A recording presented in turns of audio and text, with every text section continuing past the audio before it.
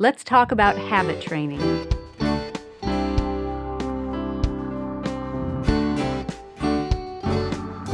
Welcome to the Simply Charlotte Mason podcast. I'm Sonya Schaefer. Recently, I had the privilege of discussing habits with a lovely group of ladies in the Philippines. They had some great questions about habit training, and I thought that some of you might be dealing with similar situations and have some of the same questions. So over the next months, I'll be sharing some of their questions and my answers here in the podcast, so you can join the conversation. In this series, we'll talk about how to use consequences. Can you do habit training with special needs? How to do habit training with multiple children in the family? Can you start with an older child? How do you train the will? What do you do about bad habits? What to do in the early years with preschoolers? How do you know when to move on to the next habit? And many other practical, everyday situations. Before we jump into the questions, though, I want to give a quick overview of habit training according to Charlotte Mason, so we can all start on the same page. Charlotte said, "The mother who takes pains to endow her children with good habits secures for herself smooth and easy days, while she who lets their habits take care of themselves has a weary life of endless friction with the children." Home Education, page 136. Two wonderful benefits of habit training are nestled within that sentence. When we put forth the effort to intentionally instill good habits of thinking and behaving in our children, we as parents get smooth and easy days, and our children get an endowment for life. They will be reaping the dividends of those efforts for years to come. This is a long-term investment that can have far-reaching effects. In fact, Charlotte believed that habit training makes up 1/3 of your child's education. Sometimes we can slip back into the mentality of education as reading, writing, and arithmetic. But education is much bigger than that. When you view your child as a whole person, and your job is to educate that whole person, it makes sense that education is made up of the influence of the atmosphere of your home, the internal guide rails of good habits intentionally put in place, and the living ideas that take root and grow in that child's mind and heart. Good habits make up 1/3 of that education.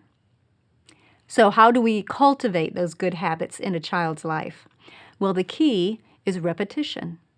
Charlotte told us 100 years ago, and modern science has confirmed today, that when you repeat a certain action or think a certain thought, that repeated action or thought creates a physical track in your brain.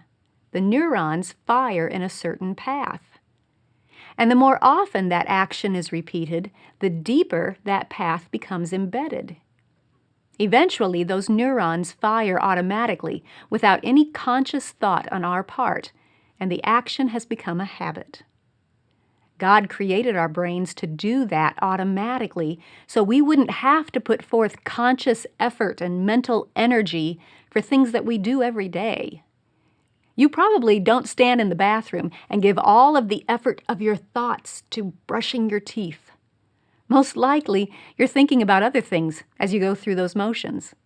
The action of brushing your teeth has become a habit, freeing up your conscious mind to focus on, what needs to get done today? What are the kids up to? Do I hear something? Scientists tell us that close to 50% of what we do every day is done out of habit, which frees up our brain to think about other things. So the more good habits we can help our children cultivate, the easier it will be for them in life. Effort invested now in repeating desired actions or thought patterns will set up helpful tracks in their brains that will benefit them for the rest of their lives. But the key is repetition. Charlotte encouraged us to focus on one habit and go to work repeating it as often as possible with no lapses for 6 to 8 weeks. That's how long it takes to get a good start on that mental track. Now, during those weeks of working on that one habit, we want to encourage the children and motivate them to keep going. Eventually, that habit will become automatic, but in those beginning stages, you have to put forth conscious effort to get that track started. And Charlotte specifically mentioned 3 ways we can motivate our children as we're working on habits. First, we can motivate them with living examples. Real people who already have that habit instilled in their lives can be powerful motivators. If you know of someone near you like that, great. Make sure your child spends time with that person. But don't overlook the power of living examples in books, too. One of the reasons Charlotte used living books is because they present real-life situations and showcase the good choices or bad choices that the character made. So when your child forms a relation with Heidi and gets to know her through that book, he reads about how she treated older people around her. Her grandfather, whom everyone else held at arm's length. Peter's blind grandmother, whom most people had forgotten about. The doctor, who was grieving the loss of his child. Heidi treated each of those older people with respect and sincere love. And that living example can be a powerful motivator for your own child to cultivate a habit of respect. Books, poems, song lyrics, Bible verses, famous quotations, all of those can contain living examples to motivate your child toward good habits. The second motivation that Charlotte talked about was encouragement. She gave the example of a little girl who's sent to her room to put on her shoes. You can find this example in Home Education, page 120.